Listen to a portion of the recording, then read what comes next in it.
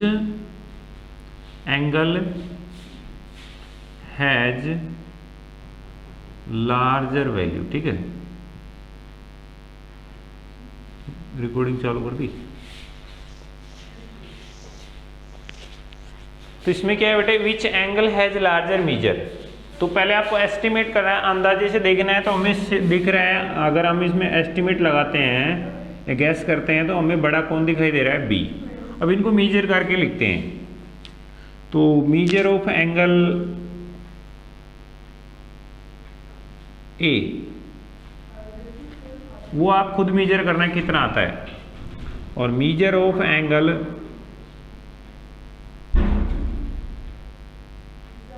B, वो भी आप खुद मीजर करना। मान लो ये 60 डिग्री आ रहा है और ये 70 आ रहा है, तो आप कहते हो therefore angle B is greater than angle A. ठीक है बच्चों, ये मैंने माना है। ठीक है, एग्जैक्ट वैल्यू तो आप इसको मेजर करोगे डी से, तभी पता चलेगी। आपकी बुक के अंदर ये डायग्राम है, उसको मेजर करना। तो ए में कितने डिग्री का एंगल आ रहा है, बी में कितने डिग्री का एंगल आ रहा है, आपको उसमें पता चल जाएगा। ठीक है, 6th क्वेश्चन क्या दे रखा है बेटे, from these two angles which has larger measure estimate and confirm the measuring them. Same to same question है, बट इसमें डायग्राम अलग दिए हैं। एक डायग्राम ऐसे दे रखा है और थोड़ा एक इससे बड़ा दे रखा है ऐसे। तो इसमें भी सीधा दिख रहा है आपको, ये वाला बड़ा है, मान लो इसका नाम मैं ए दे रहा हूँ, इसका बी दे रहा हूँ, तो इसमें भी बी बड़ा है। वही क्वेश्चन है, यही काम करना है इसमें भी। ठीक है बच्चों, तो जो बच्चे कर लेंगे एक बार थम्स अप कर दो। बेटा राइट कर लो, रफ नोटबुक में तो इसको राइट कर लो। समझाने का तरीका मैंने बता दिया, इसको आप लिखोगे कैसे, इसका आंसर कैसे दोगे नोटबुक के अंदर, वो तरीका मैंने बता दिया आपको। मेजरमेंट इसके अलग अलग आ सकते हैं, क्योंकि बुक में डायग्राम जो एग्जैक्ट डायग्राम है उसको मेजर करेंगे तो वैल्यू थोड़ी अलग आ सकती है, लेकिन लिखना ऐसे ही है। मान लो 60 की जगह आपकी बुक में इसको मेजर किया, आपने 40 ही आया, तो फिर आप यहाँ पे 40 लिखोगे, और इसको मेजर करने पर 45 आया तो यहाँ पे 45 ही लिखोगे। बात समझ में आ रही है? तो इस तरह से बुक के अंदर जो वैल्यूज हैं वो जो आएंगी वो लिखनी है।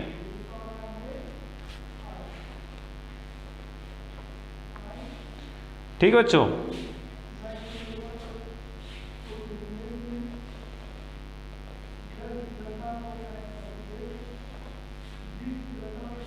अब लास्ट 7 क्वेश्चन देखो, फिल इन द ब्लैंक्स। तो फर्स्ट क्वेश्चन है बेटे, an angle whose measure is less than a right angle. तो 90 डिग्री से लेस देन जो एंगल होता है वो उसको हम एक्यूट बोलते हैं। क्या बोलते हैं बेटे? Acute angle. तो फर्स्ट वाले ब्लैंक में आ जाएगा acute angle. An angle whose measure is greater than a right angle, उसको हम ओब्टूज बोलते हैं। 90 डिग्री से ज़्यादा होता है उसको क्या बोलते हैं बेटे? ओब्टूज एंगल बोलते हैं। सेकंड वाले ब्लैंक में ये आ जाएगा। ठीक है बच्चों, थर्ड में देखो, an angle whose measure is sum of the measure of two right angles, तो वो होता है सप्लीमेंट्री या स्ट्रेट एंगल।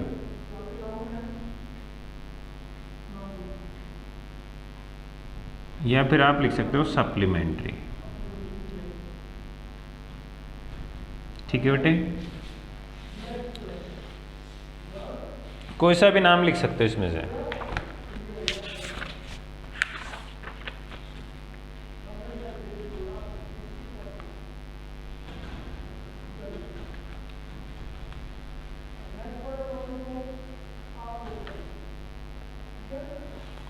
ये लिख देना स्ट्रेट एंगल। डी में क्या है बेटे? When the sum of measure of two angles is a right angle, then each of one is acute। तो कोई भी टू एंगल होंगे तो उनमें उनका सम 90 कब आएगा? जब दोनों एक्यूट होंगे। ठीक है, मान लो एक 30 है दूसरा 60 है, इनको सम करोगे तो इनका सम कितना आएगा? 90। तो 90 सम लाने के लिए दोनों ही एंगल कैसे होने चाहिए? एक्यूट एंगल होने चाहिए। When the sum of measures of two angles is that of a straight angle, and if one of them is acute then other can be obtuse. अगर उनमें से एक एक्यूट होगा तो दूसरा ओब्ट्यूज होगा। मैंने ये पहले भी बताया आपको, अगर सम आपको 180 लाना है तो अगर वन एंगल एक्यूट है तो दूसरा वाला ओब्ट्यूज रहेगा 120। देखो तो इनका सम कितना आएगा 180। तो अगर टू एंगल्स का सम 180 लाना है और उनमें से वन एंगल एक्यूट है तो सेकंड वाला क्या होगा बेटे, ओब्ट्यूज होगा। क्लियर है?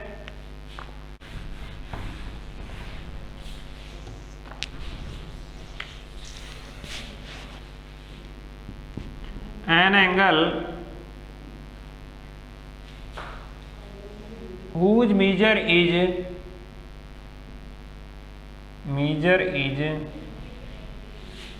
less than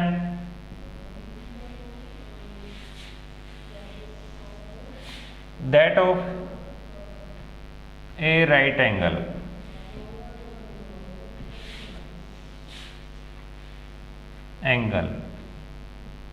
इज, और फिर है ब्लैंक।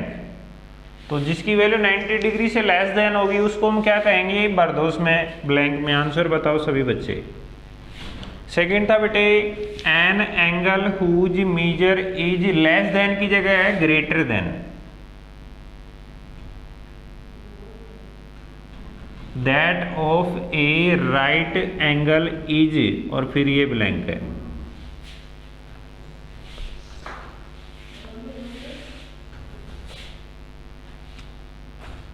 सी में है बेटे an angle whose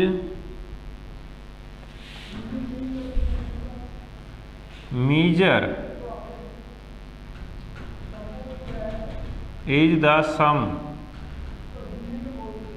of two right angles.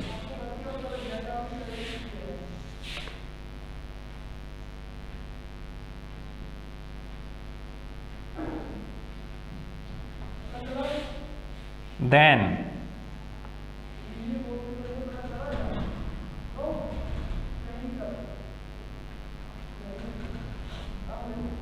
is blank बताना है। और लास्ट और डी है बेटे when the sum of the measure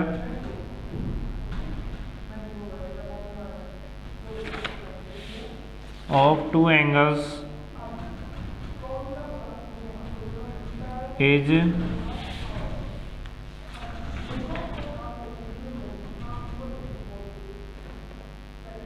that of a right angle, then each of them is, बताओ कैसा होगा।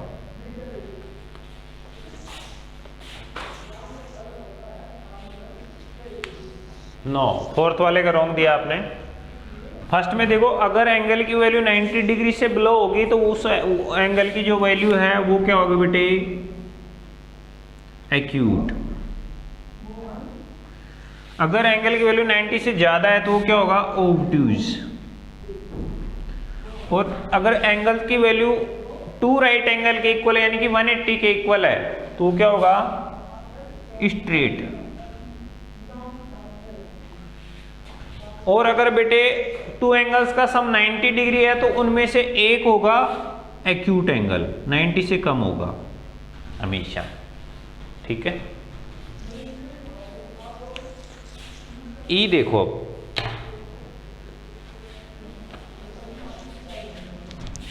इसको इरेज कर देता हूं मैं।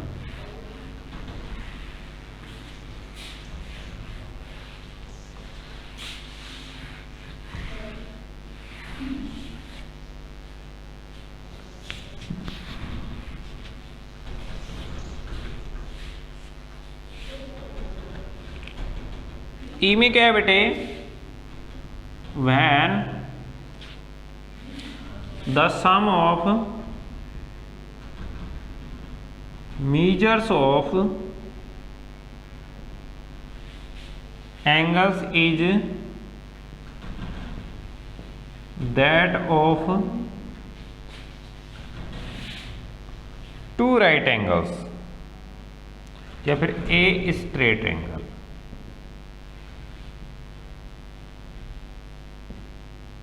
then या फिर and if one of them is acute then the other should be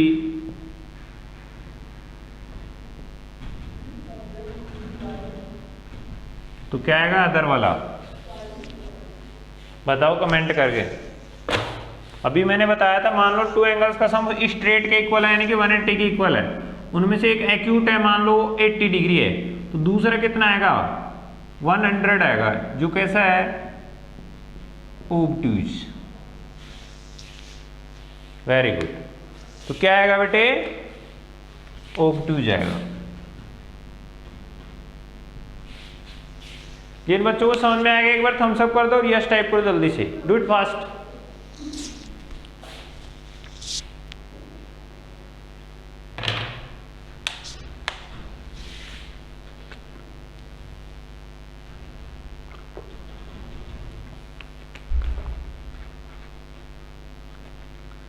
very good,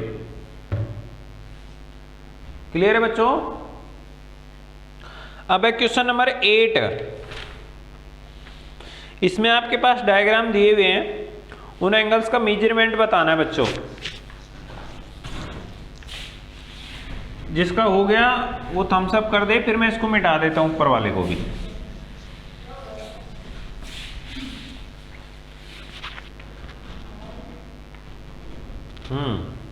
ठीक है, तो 7th क्वेश्चन कंप्लीट। अब क्वेश्चन नंबर 8 को देखिए बेटा, आपको मेजरमेंट बताना है, प्रोटेक्टर से मेजर कर लेना आप लोग। Find the measure of following. ठीक है बेटा, तो फर्स्ट जो डायग्राम है वो उसमें एक एक्यूट एंगल दिया है, ये डी मान लो डी है, यहाँ पे एंगल है कितना इससे है, तो इसका मेजरमेंट बताना आपको। सेकंड में इस टाइप से डी है, बट इस बार एंगल जो है वो थोड़ा बड़ा बना है, इस बार ऐसे, इसका मेजरमेंट बताना। ठीक है बच्चों। थर्ड डायग्राम में आपके पास फिर से एक्यूट एंगल दिया है उसने,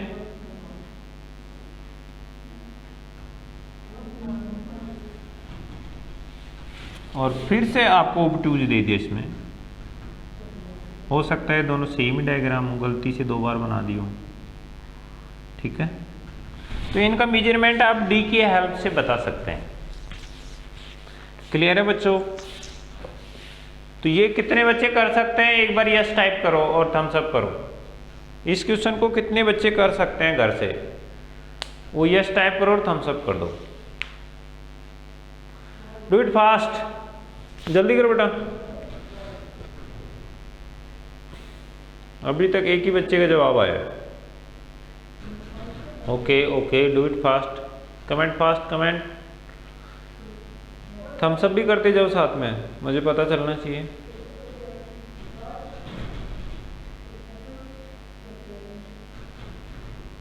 नाइस, तो अभी ठीक है, मतलब सब कर सकते हैं।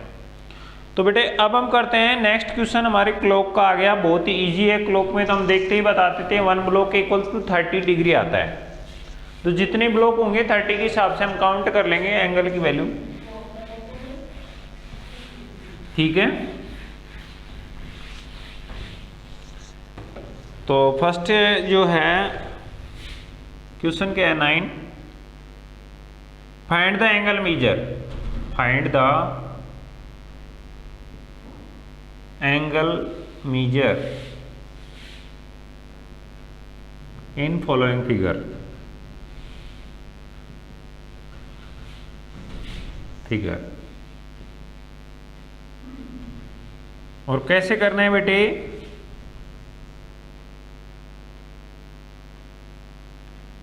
ध्यान से देखो, ऐसे आपके पास एक क्लॉक है, आप बताओगे, मैं नहीं बताने वाला इसमें।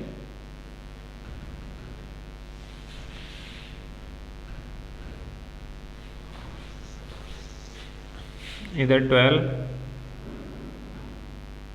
3, 6, 9, 10, 11, 1, 2, 4, 5, 7, 8। तो इसमें कितने बजे बेटे, 9 o'clock हैं, ये 9 है और इधर 12 है, तो 9 AM है, टाइम बता रहा है। इसमें बेटा 1 PM, इधर 12, इधर 6, इधर 3, इधर 9, तो 4, 5, 7, 8, 10, 11, 1, 2। तो इसमें क्या हो रहा है बेटे, 1 PM। इसमें क्या हो रहा है, 12, इधर 6, इधर 3, इधर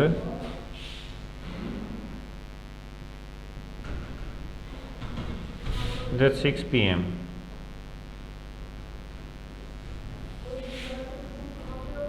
वन, 2, 4, 5, 6 के बाद 7, इधर 8, 9 और इधर 9 तो हो गया, 10 और इधर 11। इसमें बज रहे हैं बेटे इधर 12 पे और इधर नीचे 6 पे सीधा। तो एंगल बताने हैं आपको। 30 का टेबल सभी को आता है ना।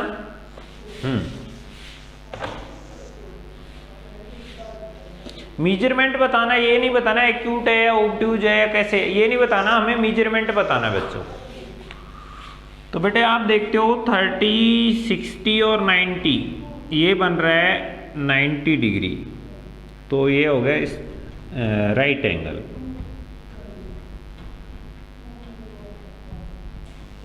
इसमें आप देख रहे हो ओनली 30 डिग्री बन रहा है, तो ये हो गया एक्यूट एंगल। इसमें बेटा 30, 60, 90, 120, 150, 180 बन रहा है सीधा, तो स्ट्रेट एंगल।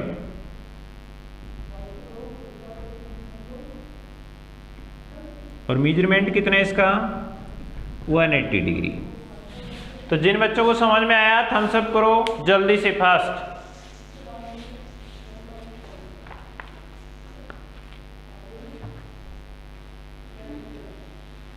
जल्दी करो बेटे, वेरी नाइस।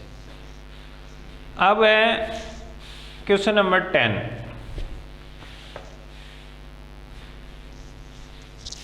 इसका स्क्रीनशॉट ले लो जल्दी से बेटा, मैं इसको इरेज कर रहा हूं फिर।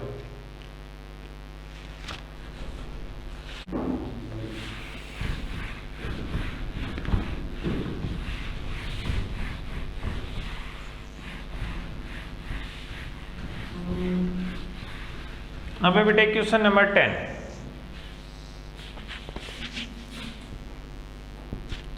इसमें आपको इन्वेस्टिगेट करना है, मतलब इसमें सर्च करके देखना है।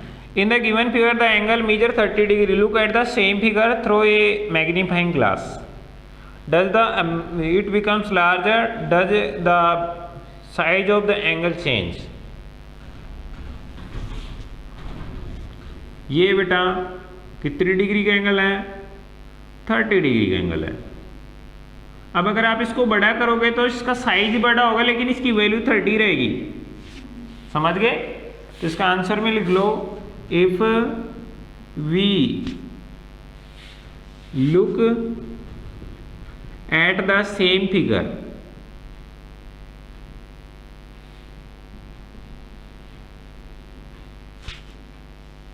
Through a magnifying glass,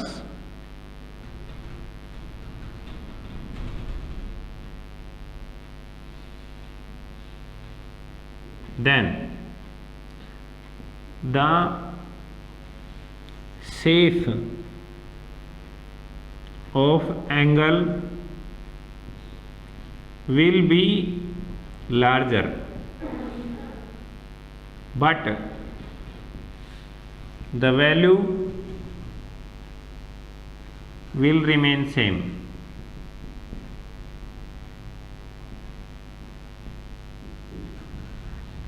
as 30 degree. वो साइज में तो बड़ा दिखेगा बट उसकी वैल्यू 30 डिग्री रहेगी। ठीक है बच्चों,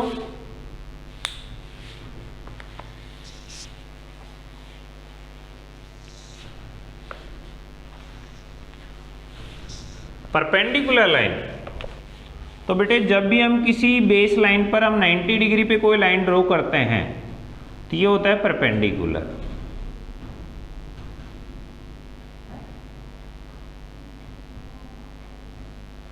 अब समझ में आ गया? या फिर आप ऐसे कह सकते, जब टू लाइंस के बीच में 90 डिग्री का एंगल होता है तो वो एक दूसरे के परपेंडिकुलर होते हैं। इसके लिए ये परपेंडिकुलर है और इसके लिए ये वाली लाइन परपेंडिकुलर है। ठीक है बच्चों,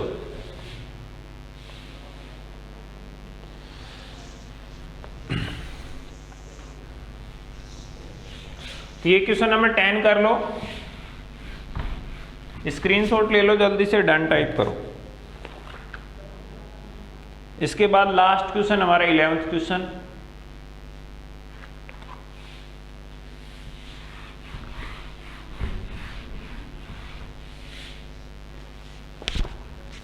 इसमें मीजर करना है, सभी एंगल्स के मीजर बताने हैं। डायग्राम बना देता हूं मैं, आप भी बनाना बेटे।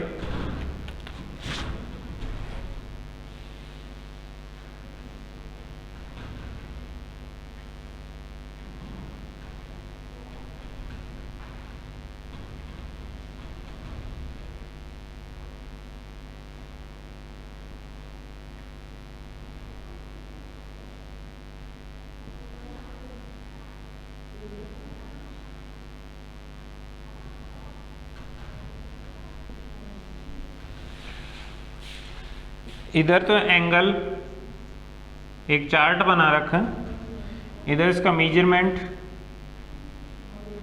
और इधर है बच्चों इसका टाइप। तो हम इजीली बता सकते हैं बेटे, मेजरमेंट तो आप स्केल से ही बताओगे, कुछ के मेजरमेंट तो हमें देखते ही पता चल जाते हैं। तो इसने फर्स्ट में पूछा एंगल AOB के बारे में, फिर पूछा है बेटे एंगल AOC के बारे में,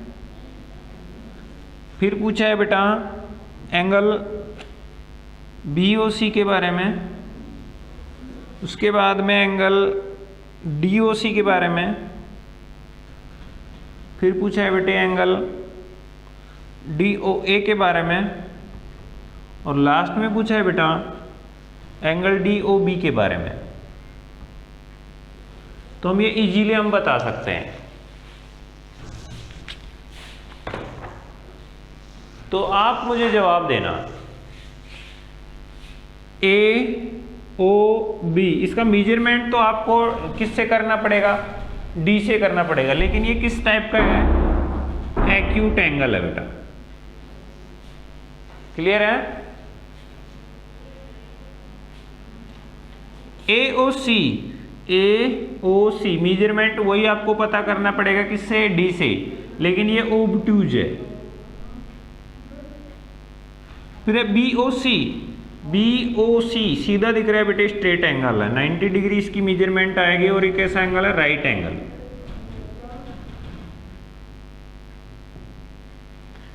फिर पूछा उसने DOC ये भी 90 डिग्री है, तो इसमें भी राइट एंगल आ जाएगा। फिर पूछा DOA सीधी बात है बेटे, बड़ा सा एंगल दिख रहा है, तो ये है, इसका मेजरमेंट तो आप देख के बताना, बट ये क्या है? ओबट्यूज एंगल है। और DOB एकदम सीधी लाइन है, तो क्या है बेटे? 180 डिग्री का है और स्ट्रेट एंगल है। जिन बच्चों को समझ में आ गया थम्स अप करो और यस टाइप कर दो जल्दी से।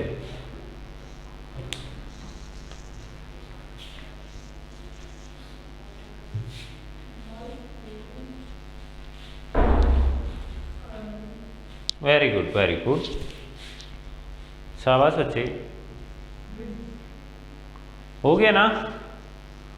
तो इसी के साथ हमारी एक्सरसाइज 5.4 खत्म होती है बेटे। आपको घर से होमवर्क में इन सभी क्वेश्चंस को जो मैंने छुड़वा दिए बीच बीच में, इसको प्रोटेक्टर से मेजर करके और उसके आंसर लिख के लाने हैं, और जो भी आपको प्रॉब्लम आती हो मेरे को कल फिर से बताओगे आप, ठीक है।